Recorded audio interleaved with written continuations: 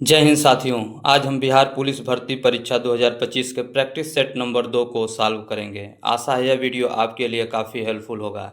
आइए हम प्रश्न को देखते हैं। हमारा पहला प्रश्न है, भारतीय संविधान में अनुसूचियों की संख्या है। ऑप्शन है 8, 10, 12, 22।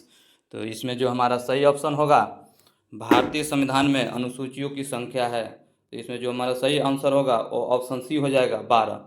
जबकि देखा जाए तो भारतीय संविधान में मूलतः जो अनुसूचियों की संख्या थी वो 8 थी। कितनी थी? 8।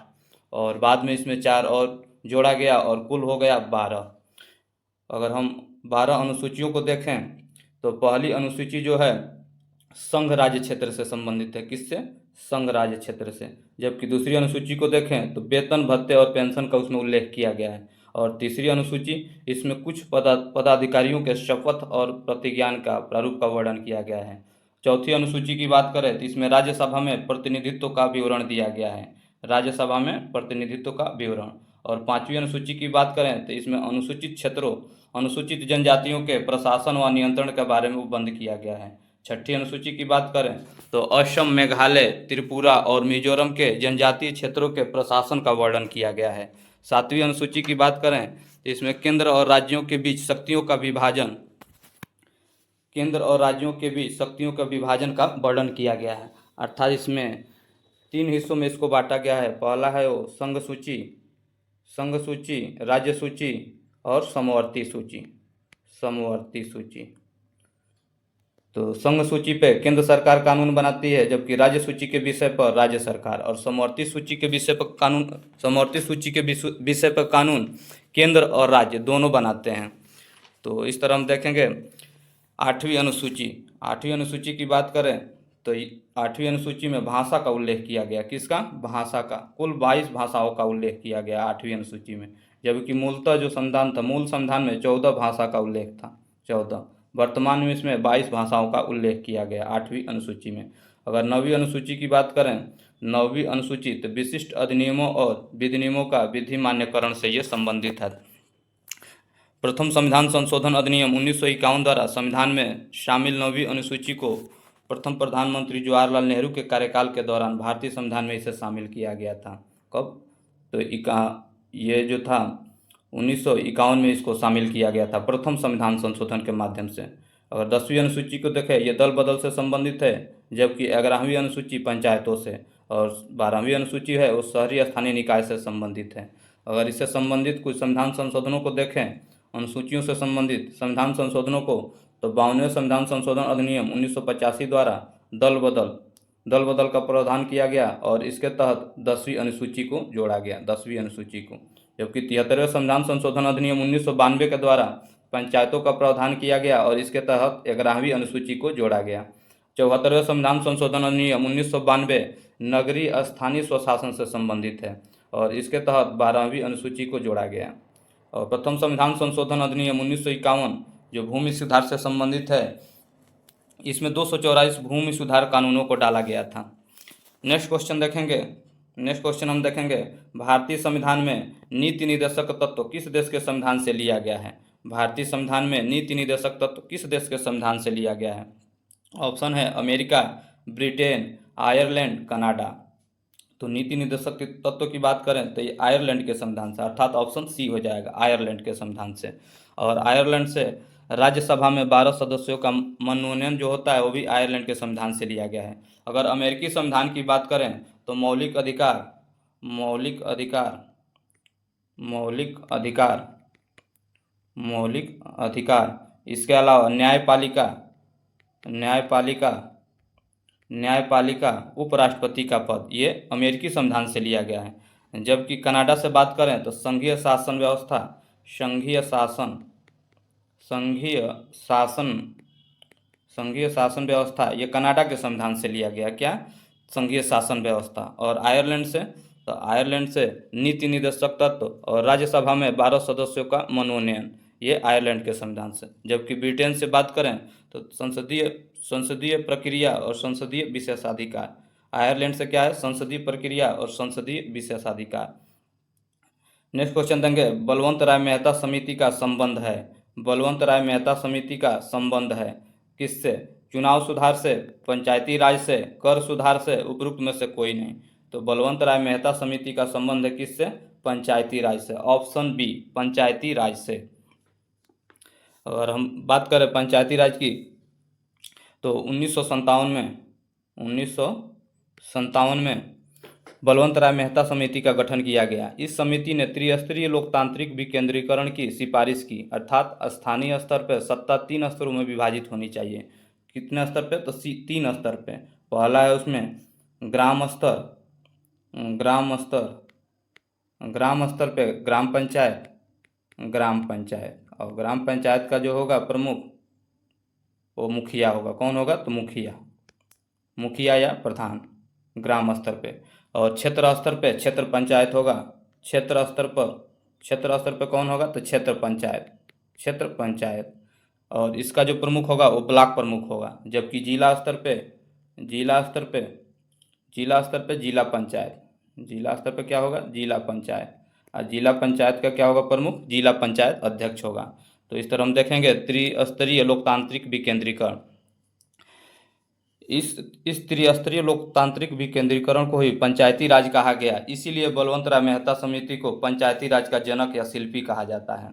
और बात करें हम कि सर्वप्रथम पंचायती राज कहाँ लागू हुआ था, तो सर्वप्रथम पंचायती राज राजस्थान के नागौर में शुरू किया गया था। राजस्थान के पंचायती राज की शुरुआत कहाँ से हुई थी? तो राजस्थान के नागौर से। पंचायती राज की शुरुआत कहाँ से हुई थी? तो राजस्थान के नागौर से। अगर हम पंचायती राज से संबंधित कुछ समितियों को देखें तो बलवंत राय मेहता समिति 1957, बलवंत राय मेहता समिति 1957, इसने त्रिस्तरीय पंचायती राज का सिफारिश किया था। अशोक मेहता समिति 1977, कब? 1977। अशोक मेहता समिति 1977 द्विस्तरीय विकेंद्रीकरण की सिफारिश की थी। अर्थात इतने क्षेत्र स्तर पे क्षेत्र पंचायत को हटा दिया था और सिर्फ ग्राम स्तर पे और जिला स्तर पे इसने सिफारिश की थी, ग्राम पंचायत और जिला पंचायत के लिए। जीवीके राव समिति 1985 में गठित हुआ। इसने गरीबी उन्मूलन कार्यक्रम को सही ढंग से लागू करने के लिए पंचायती राज को मजबूत बनाने की सिफारिश की थी। एल.एम. सिंघवी समिति 1986 पंचायतों को संवैधानिक दर्जा देने की इसने बात कही थी।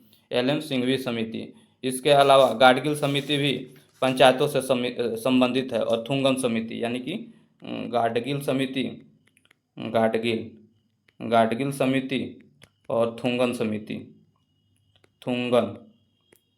समिति ये भी पंचायतों से संबंधित हैं। तो बलवंत राय मेहता समिति, अशोक मेहता समिति, जीवीके राव समिति, एल.एम. सिंघवी समिति, गाडगिल समिति और थुंगन समिति, ये सभी पंचायतों से संबंधित है।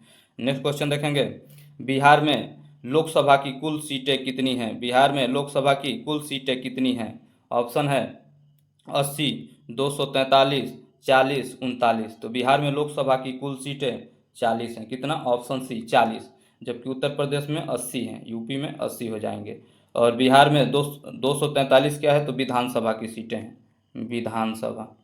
बिहार में विधानसभा की कुल सीटें कितनी है? तो 243।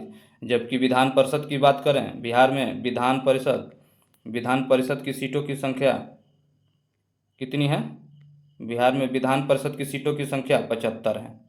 अर्थात हम फिर देखेंगे, विधानसभा की सीटों की संख्या बिहार में 243 और लोकसभा की सीटों की संख्या 40 और विधान परिषद का 75 है। विधान परिषद का कितना? 75। अगर देखें हम भारत में तो कुल 6 राज्यों में विधान परिषद है, कुल 6 राज्यों में। वो 6 राज्य कौन है? उत्तर प्रदेश, बिहार, कर्नाटक, महाराष्ट्र और आंध्र प्रदेश, तेलंगाना, यानी कि उत्तर प्रदेश, बिहार, कर्नाटक, महाराष्ट्र, आंध्र प्रदेश और तेलंगाना में विधान परिषद वर्तमान में है। अर्थात कुल 6 राज्य हैं जहां पे विधान परिषद अभी भी है। नेक्स्ट क्वेश्चन लेंगे हम, ह्वेनसांग किस शासक के समय भारत आया था? हर्षवर्धन के समय, चंद्रगुप्त मौर्य के समय, अशोक के समय, समुद्रगुप्त के समय। तो ह्वेनसांग हर्षवर्धन के समय में आया था। ऑप्शन ए, ह्वेनसांग कब आया था? हर्षवर्धन के समय में आया था। जबकि देखा जाए मेगास्थनी चंद्रगुप्त मौर्य के समय में आया था। डायमेकस बिंदुसार के समय में आया था। और फाहियान की बात करें तो फाहियान चंद्रगुप्त द्वितीय के समय में आया था। ये गुप्त वंश का शासक था, गुप्त वंश।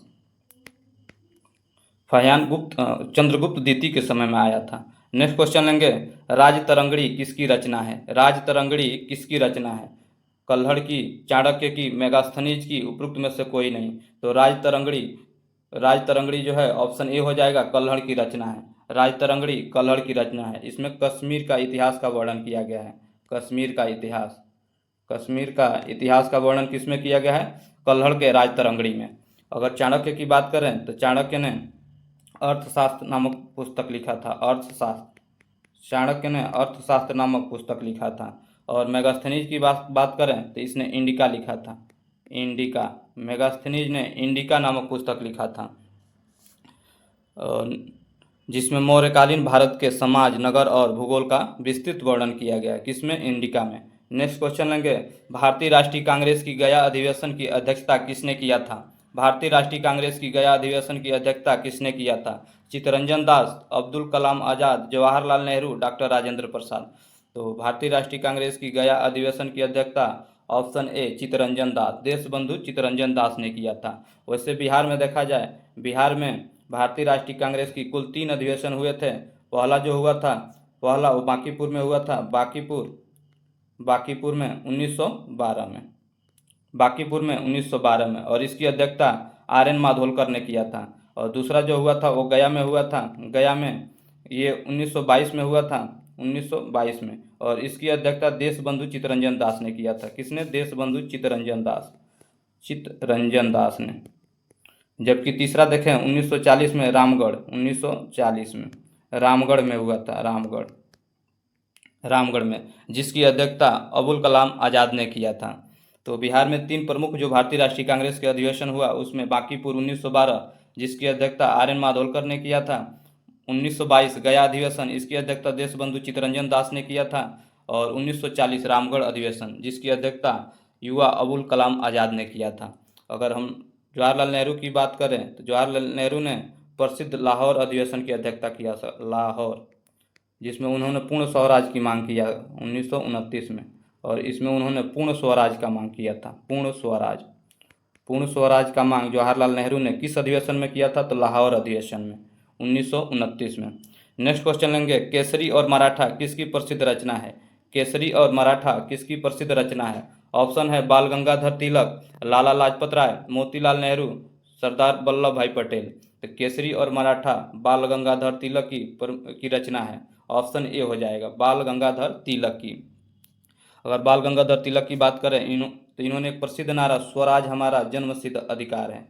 स्वराज हमारा जन्मसिद्ध अधिकार है, और इसे हम लेकर रहेंगे। ये प्रसिद्ध नारा किसका है? तो बाल गंगाधर तिलक का। स्वराज हमारा जन्मसिद्ध अधिकार है और हम इसे लेकर रहेंगे। ये प्रसिद्ध नारा बाल गंगाधर तिलक का है। बाल गंगाधर तिलक को भारतीय असंतोष का जनक किसने कहा था? तो बाल गंगाधर तिलक को भारतीय असंतोष का जनक, भारतीय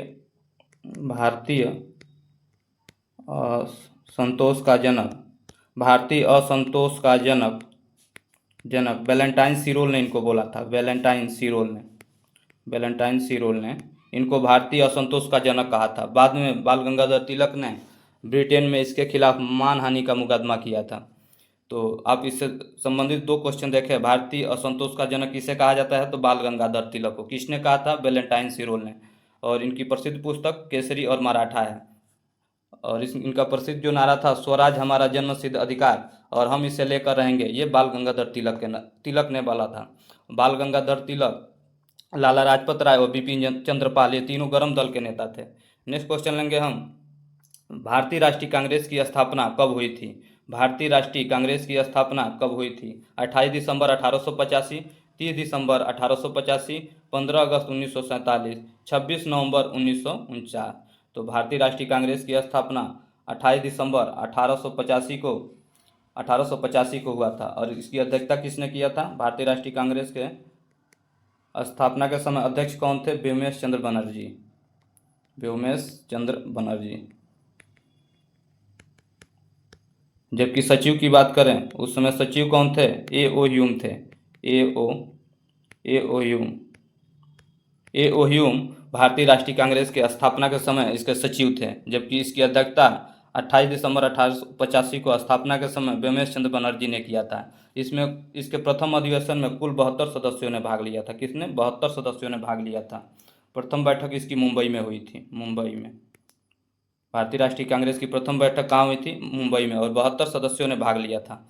नेक्स्ट क्वेश्चन देखेंगे, सिंधु घाटी स्थल लोथल किस राज्य में है? सिंधु घाटी स्थल लोथल किस राज्य में है? पंजाब, गुजरात, राजस्थान, हरियाणा। तो सिंधु घाटी स्थल जो है लोथल वो गुजरात में होगा, ऑप्शन बी गुजरात में। जबकि राजस्थान में कालीबंगा या कालीबंगन पड़ता है। कालीबंगा, कालीबंगा या कालीबंगन। यहाँ पे जूते हुए खेत के साक्ष्य मिले हुए हैं। जूते हुए खेत के साक्ष्य कहाँ मिले हैं? तो कालीबंगन से प्राप्त हुए हैं। और हरियाणा की बात करें तो हरियाणा में बनावली पड़ता है, बनावली। सिंधु घाटी स्थल बनावली कहाँ है? तो हरियाणा में। जबकि राजस्थान में कालीबंगा है, और गुजरात में लोथल, धौलावीरा, ये सभी राजस्थान में पड़ता है और गुजरात में पड़ता है। नेक्स्ट क्वेश्चन लेंगे, बिहार में गंगा नदी की कुल लंबाई कितनी है? बिहार में गंगा नदी की कुल लंबाई कितनी है? ऑप्शन है 2525 किलोमीटर, 445 किलोमीटर, 545 किलोमीटर, 1045 किलोमीटर। तो बिहार में गंगा नदी की कुल लंबाई जो है, बिहार में गंगा नदी की कुल लंबाई 445, अर्थात ऑप्शन बी हो जाएगा, 445 किलोमीटर। जबकि गंगा नदी की अगर कुल लंबाई की बात करें तो 2525 किलोमीटर हो जाएगा। कितना? 2525 किलोमीटर। जबकि बिहार में कितना है? 445। नेक्स्ट क्वेश्चन लेंगे हम, कपास की खेती के लिए उपयुक्त मिट्टी कौन सी है? कपास की खेती के लिए उपयुक्त मिट्टी कौन सी है? लाल मिट्टी, काली मिट्टी, दोमट मिट्टी, लेटराइट मिट्टी। तो कपास की खेती के लिए काली मिट्टी सर्वोत्तम होती है, ऑप्शन बी काली मिट्टी। इसे रेंगूर मिट्टी भी बोलते हैं। काली मिट्टी को क्या बोलते हैं? रेंगूर मिट्टी। इसे रेंगूर मिट्टी भी बोलते हैं। यह मिट्टी जो है मालवा और दक्कन के पठार की लावा मिट्टी होती है। और इसका क्षेत्र की बात करें तो ये गुजरात, महाराष्ट्र और कर्नाटक का उत्तरी भाग, एमपी का पश्चिमी भाग इसके प्रमुख क्षेत्र हैं। यानी कि काली मिट्टी के जो क्षेत्र हैं गुजरात में पाया जाता है, महाराष्ट्र में, कर्नाटक का उत्तरी भाग और मध्य प्रदेश का पश्चिमी भागों में। इसमें काली मिट्टी सही होगा कपास की खेती के लिए। नेक्स्ट क्वेश्चन लेंगे, निम्नलिखित में से नर्मदा बचाओ आंदोलन से प्रमुख रूप से कौन जुड़ी हुई है? नर्मदा बचाओ आंदोलन। तो इसमें ऑप्शन हो जाएगा मेधा पाटेकर, नर्मदा बचाओ आंदोलन।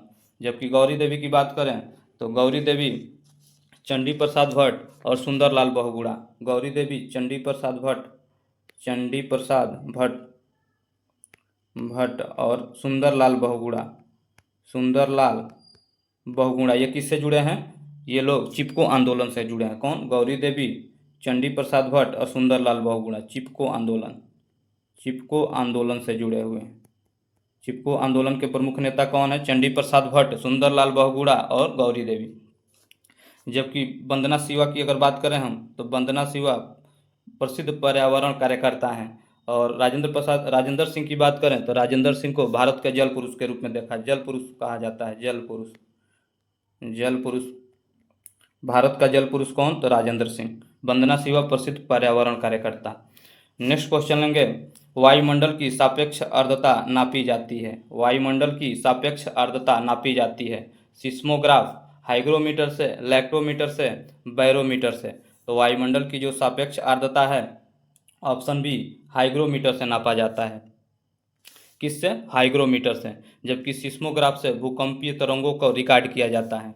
और लैक्टोमीटर की बात करें तो लैक्टोमीटर से दूध का घनत्व को मापा जाता है। दूध का घनत्व किससे? लैक्टोमीटर से। अगर बैरोमीटर की बात करें तो बैरोमीटर से वायुमंडलीय दाब को मापा जाता है। वायुमंडलीय दाब किससे? बैरोमीटर से। और हाइग्रोमीटर से वायुमंडल की सापेक्ष आर्द्रता। जबकि सिस्मोग्राफ से भूकंपीय तरंगों को रिकॉर्ड किया जाता है। नेक्स्ट क्वेश्चन लेंगे, लोलक घड़ियां गर्मियों में सुस्त हो जाती हैं क्योंकि ऑप्शन ए गर्मियों में दिन लंबे होते हैं, ऑप्शन बी कुंडली में घर्षण होता है, ऑप्शन सी लोलक की लंबाई बढ़ जाती है, ऑप्शन डी लोलक के भार में परिवर्तन हो जाता है। तो इसमें जो सही विकल्प होगा ऑप्शन सी, यानी कि लोलक घड़ियां लोलक की लंबाई बढ़ जाती है। इसीलिए क्या होता है, लोलक घड़ियाँ गर्मियों में सुस्त हो जाती हैं, क्योंकि इसमें पेंडुलम की जो लंबाई होती है वो बढ़ जाती है। यानी कि अगर T equal to root L by G और लेंथ लंबाई बढ़ता है, इसमें पेंडुलम की लंबाई बढ़ जाती है, जिससे हमारा आवर्तकाल जो टी है वो भी बढ़ जाता है। और एक पेंडुलम दोलन पूरा करने में अधिक समय लेता है, इसीलिए यह गर्मियों में क्या हो जाता है, थोड़ा धीमा हो जाता है। नेक्स्ट लेंगे, सबसे कम तरंग दैर्ध्य वेवलेंथ वाला प्रकाश कौन होता है। सबसे कम तरंग दैर्ध्य वेवलेंथ वाला प्रकाश कौन होता है। ऑप्शन है लाल, पीला, नीला, बैगनी। तो सबसे कम वेवलेंथ जिसका होता है, तरंग दैर्ध्य होता है वो सबसे कम, तो वो बैगनी का हो जाएगा। ऑप्शन डी बैगनी। दृश्य प्रकाश स्पेक्ट्रम में रंगों को तरंगदैर्ध्य के बढ़ते क्रम में रखा जाए तो सबसे पहले देखेंगे हम बैगनी, नीला, हरा, पीला, नारंगी और लाल। यानी सबसे कम तरंगदैर्ध्य किसका, बैगनी का, और सबसे अधिक लाल का। तो आप ध्यान रखेंगे सबसे अधिक लाल और सबसे कम बैगनी। इसमें जो हमारा ऑप्शन हो जाएगा वो डी हो जाएगा। नेक्स्ट लेंगे, कंप्यूटर में आईसी चिप बनी होती है। कंप्यूटर में प्रयुक्त आईसी चिप बनी होती है क्रोमियम की, सिलिका की, कार्बन की, सिलिकॉन की। तो ऑप्शन डी हो जाएगा इसमें सिलिकॉन की। नेक्स्ट क्वेश्चन लेंगे हम, सूची क को सूची ख से मिलान करें। सूची क को सूची ख से मिलान करें। अल्फ्रेड नोबेल, तो अल्फ्रेड नोबेल ये डायनामाइट से हो जाएगा, यानी कि ए का 3। जबकि अलेक्जेंडर फ्लेमिंग तो ये हो जाएगा पेंसिलिन से। मैडम क्यूरी तो रेडियम का पृथक्करण से। एडवर्ड जेनर चेचक से। तो हमारा इसमें जो सही विकल्प होगा ऑप्शन ए हो जाएगा, ए का 3, बी का 1 और सी का 4 और डी का 2, ऑप्शन ए। नेक्स्ट क्वेश्चन लेंगे हम, राष्ट्रीय विज्ञान दिवस मनाया जाता है। राष्ट्रीय विज्ञान दिवस मनाया जाता है 28 जनवरी को, 28 अप्रैल को, 28 फरवरी को, 28 मार्च को। तो राष्ट्रीय विज्ञान दिवस 28 फरवरी को मनाया जाता है। 28 फरवरी को मनाया जाता है, क्योंकि भौतिक विज्ञानी सर सीवी रमन द्वारा रमन प्रभाव की खोज के उपलक्ष्य में हर वर्ष राष्ट्रीय विज्ञान दिवस मनाया जाता है। 1930 में सर सीवी रमन को क्या मिला था, नोबेल पुरस्कार भी मिला था, नोबेल पुरस्कार 1930 में सर सीवी रमन को। नेक्स्ट क्वेश्चन लेंगे हम, पीतल में कौन सी धातुओं का संयोग होता है। पीतल में कौन सी धातुओं का संयोग होता है। ऑप्शन है तांबा और निकल, तांबा और टीन, ऑप्शन सी तांबा और जस्ता, ऑप्शन डी लोहा और निकल। तो पीतल में तांबा और जस्ता अर्थात कॉपर और जिंक धातुओं का मिश्रण होता है। कॉपर और जिंक धातुओं का मिश्रण, ऑप्शन सी तांबा और जस्ता, यानी कि कॉपर और जिंक का मिश्रण होता है, यानी तांबा और जस्ता का। और कांस्य की अगर हम बात करें, कांस्य यानी कि ब्रॉन्ज की बात करें तो ब्रॉन्ज में तांबा और टीन होता है। ब्रॉन्ज में क्या होता है, तांबा और टीन का मिश्रण किस में होता है, कांस्य में। जबकि पीतल में कॉपर और जिंक का मिश्रण होता है। नेक्स्ट क्वेश्चन लेंगे हम, टमाटर में लाल रंग का कारण है लाइकोपीन, कैरोटीन, चैंथोफिल, उपरोक्त में से कोई नहीं। तो टमाटर में लाल रंग का कारण है, तो टमाटर लाल रंग होता है क्यों, लाइकोपीन के कारण। लाइकोपीन ऑप्शन ए हो जाएगा, ऑप्शन ए लाइकोपीन के कारण होता है। जबकि सेव का लाल रंग एंथोसाइनिन के कारण, एंथोसाइनिन के कारण सेव का लाल रंग होता है। सेव का लाल रंग एंथोसाइनिन के कारण। नेक्स्ट लेंगे, ओजोन परत स्थित है आयन मंडल, मध्य मंडल, समताप मंडल, क्षोभ मंडल। तो इसमें जो हमारा सही विकल्प होगा ओजोन परत, तो ओजोन परत समताप मंडल में स्थित है, ऑप्शन सी ले लेंगे, समताप मंडल में। समताप मंडल पृथ्वी के वायुमंडल की दूसरी प्रमुख परत है। यह परत क्षोभ मंडल तथा मध्य मंडल के बीच में अवस्थित है। इस मंडल में मौसमी घटनाएं जो होती है वो 9 के बराबर होती हैं। इस मंडल में जेट विमान को उड़ाने की आदर्श दशा पाई जाती है। तो मौसमी जो घटनाएं होती है वो क्षोभ मंडल में होती है। इसमें मौसमी घटनाएं, आंधी तूफान सभी क्षोभ मंडल की घटनाएं हैं। समताप मंडल में जेट उड़ाने की आदर्श दशा पाई जाती है। और सबसे निचली जो है मंडल वो क्षोभ मंडल ही है। अगर ओजोन लेयर की बात करें तो इसका अधिकांश भाग समताप मंडल में पाया जाता है। जिसका सर्वाधिक केंद्रण जो होता है समताप मंडल में वो 15 से 35 किलोमीटर के बीच में पाया जाता है। ओजोन लेयर का सर्वाधिक संकेंद्रण। ओजोन परत सूर्य से आने वाली पराबैंगनी किरणों को पराबैंगनी ओजोन लेयर सूर्य से आने वाली पराबैंगनी किरणों को पृथ्वी पर आने से रोकती है ओजोन लेयर, और उसका अवशोषण कर लेती है। अगर ये इन किरणों से त्वचा कैंसर जैसी खतरनाक बीमारी होती है, त्वचा कैंसर जैसी खतरनाक बीमारियां होती हैं। तो ओजोन परत, अगर ओजोन दिवस की बात करें तो प्रत्येक वर्ष ओजोन दिवस 16 सितंबर को मनाया जाता है। कब? तो 16 सितंबर को ओजोन दिवस मनाया जाता है, ओजोन दिवस। नेक्स्ट क्वेश्चन लेंगे हम। भारत का दक्षिणतम बिंदु इंदिरा पॉइंट निम्नलिखित में से कहाँ है? भारत का दक्षिणतम बिंदु इंदिरा पॉइंट निम्नलिखित में से कहाँ है? इंदिरा पॉइंट, छोटा निकोबार, कार निकोबार, बड़ा निकोबार, तमिलनाडु। तो अगर हम देखें इस फिगर को, भारत की इस मैप को अगर हम देखें तो ये जो हिस्सा दिख रहा है ये यहीं पे हमारा क्या है? इंदिरा पॉइंट है। इसको हम बड़े मैप में देखेंगे, इसको बड़े मैप में हम देखेंगे, यहाँ बड़े मैप में देखेंगे इसको, तो हमारा ये जो हिस्सा है बड़ा अंडमान बोला जाता है। बड़ा अंडमान, बड़ा अंडमान, बड़ा अंडमान। और ये उत्तरी अंडमान है, ये उत्तरी अंडमान, ये मध्य अंडमान और ये दक्षिणी अंडमान। दक्षिणी अंडमान पे ही पोर्ट ब्लेयर है। इससे आगे आएंगे ये वाला हिस्सा देखेंगे तो ये छोटा अंडमान बोला जाता है, इसको छोटा अंडमान, छोटा अंडमान। और ये जो रेखा देख रहे हैं ये 10 डिग्री चैनल है, 10 डिग्री चैनल, 10 डिग्री चैनल, अर्थात 10 डिग्री जो चैनल है छोटा अंडमान और कार निकोबार के बीच में है। छोटा अंडमान और कार निकोबार के बीच में क्या है? 10 डिग्री चैनल है। ये हो गया, ये छोटा अंडमान और कार निकोबार, छोटा अंडमान, यानी कि 10 डिग्री चैनल छोटा अंडमान और कार निकोबार के बीच में है। जबकि हम ये वाला हिस्सा देखेंगे ये लिटिल अंडमान है, ये लिटिल अंडमान, ये लिटिल अंडमान है, लिटिल अंडमान। और ये वाला जो हमारा है ये ग्रेट निकोबार बोलते हैं, ग्रेट निकोबार।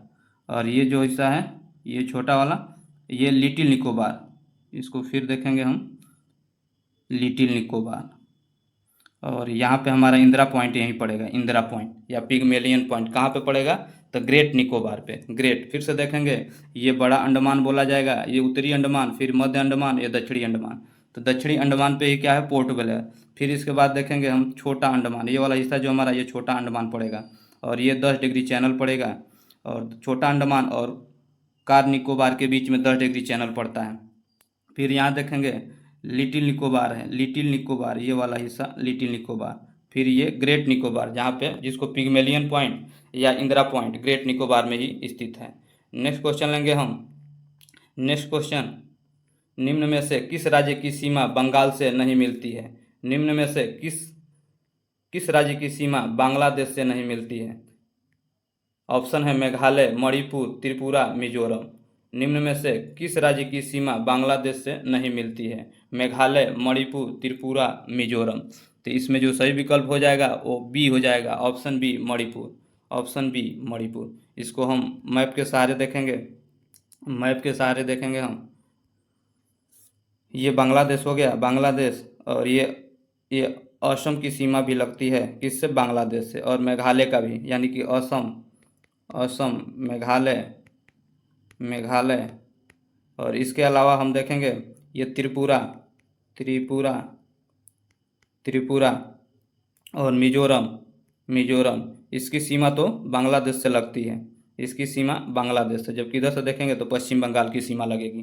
तो हमारा जो ऑप्शन में है मणिपुर, तो मणिपुर यहाँ पड़ता है, जो बांग्लादेश से इसकी सीमा नहीं लगता है। तो इस प्रकार जो हमारा सही विकल्प होगा वो मणिपुर होगा, ऑप्शन बी मणिपुर।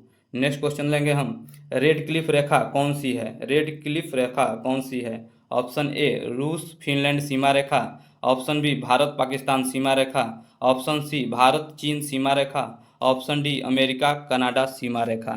तो 25 का जो हमारा सही विकल्प होगा रेड क्लिफ रेखा, वो भारत पाकिस्तान सीमा रेखा है। जबकि मैकमोहन रेखा की बात करें तो भारत और चीन से, चीन का भारत और चीन, मैकमोहन रेखा, भारत और चीन, ये मैकमोहन रेखा हो जाएगा, मैकमोहन, मैकमोहन रेखा।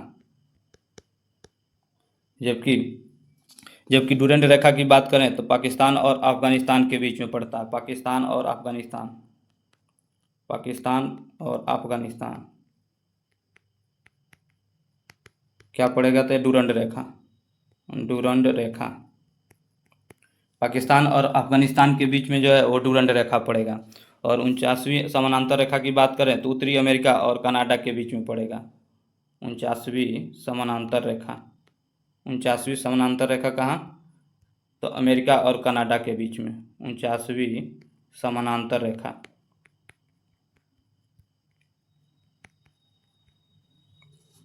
जबकि रूस और फिनलैंड सीमा को, रूस और फिनलैंड की जो सीमा है वो मनेरहाइम रेखा बोलते हैं,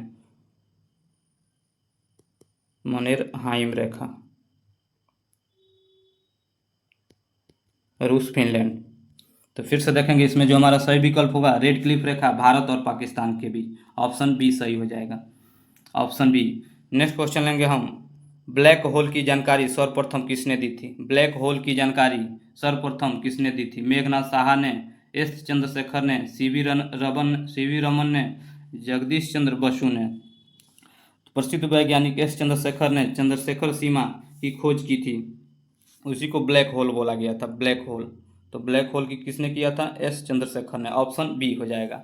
भारत में स्थापित प्रथम राष्ट्रीय उद्यान है, भारत में स्थापित प्रथम राष्ट्रीय उद्यान है, ऑप्शन है हेली नेशनल पार्क, राजाजी राष्ट्रीय उद्यान, इंद्रावती राष्ट्रीय उद्यान, बादीपुर राष्ट्रीय उद्यान। तो भारत में स्थापित प्रथम राष्ट्रीय उद्यान ऑप्शन ए हो जाएगा, heli national park, heli national park. इसको जिम कॉर्बेट नेशनल पार्क भी बोलते हैं, Jim Corbett, Jim Corbett national park. इसकी स्थापना 1936 में होती है। इसके किनारे से रामगंगा नदी होकर बहती है, कहाँ से, जिम कॉर्बेट नेशनल पार्क या हेली नेशनल पार्क। ये भारत में स्थापित प्रथम राष्ट्रीय उद्यान था। इसके अलावा देखिए ये राजाजी राष्ट्रीय उद्यान, ये भी उत्तराखंड में ही पड़ता है, उत्तराखंड, उत्तराखंड में पड़ता है। जबकि हेली राष्ट्रीय उद्यान या जिम कॉर्बेट पार्क ये भी उत्तराखंड में है। इंद्रावती राष्ट्रीय उद्यान, इंद्रावती राष्ट्रीय उद्यान ये छत्तीसगढ़ में पड़ता है। और बांदीपुर राष्ट्रीय उद्यान ये कर्नाटक में पड़ता है, कर्नाटक, कर्नाटक में पड़ता है। अगर अन्य उद्यानों की बात करें तो दाचीग्राम राष्ट्रीय उद्यान, दाचीग्राम राष्ट्रीय उद्यान ये कहाँ, जम्मू कश्मीर में। केबू लामजाओ नेशनल पार्क ये मणिपुर में पड़ता है, तैरता हुआ पार्क, केबू लामजाओ नेशनल पार्क। गिर राष्ट्रीय उद्यान गुजरात में पड़ता है। सिमलीपाल राष्ट्रीय उद्यान उड़ीसा में, सिमलीपाल राष्ट्रीय उद्यान उड़ीसा में। नामदफा राष्ट्रीय उद्यान अरुणाचल प्रदेश में। दुधवा राष्ट्रीय उद्यान उत्तर प्रदेश में, दुधवा राष्ट्रीय उद्यान उत्तर प्रदेश में। जबकि वाल्मीकि अभ्यारण्य, वाल्मीकि अभ्यारण्य, अभ्यारण्य ये कहाँ पड़ेगा, तो ये बिहार में पड़ेगा, पश्चिमी चंपारण में, बिहार में, बिहार में। नेक्स्ट क्वेश्चन लेंगे हम, निम्न में से कौन प्राथमिक क्षेत्र के अंतर्गत नहीं आता है, खनन, पशुपालन, कृषि, बैंकिंग। प्राथमिक सेक्टर के अंतर्गत नहीं आता है, तो इसमें जो हमारा सही विकल्प होगा प्राथमिक सेक्टर के अंतर्गत वो ऑप्शन डी हो जाएगा, बैंकिंग। बैंकिंग तृतीय क्षेत्र के अंतर्गत आता है।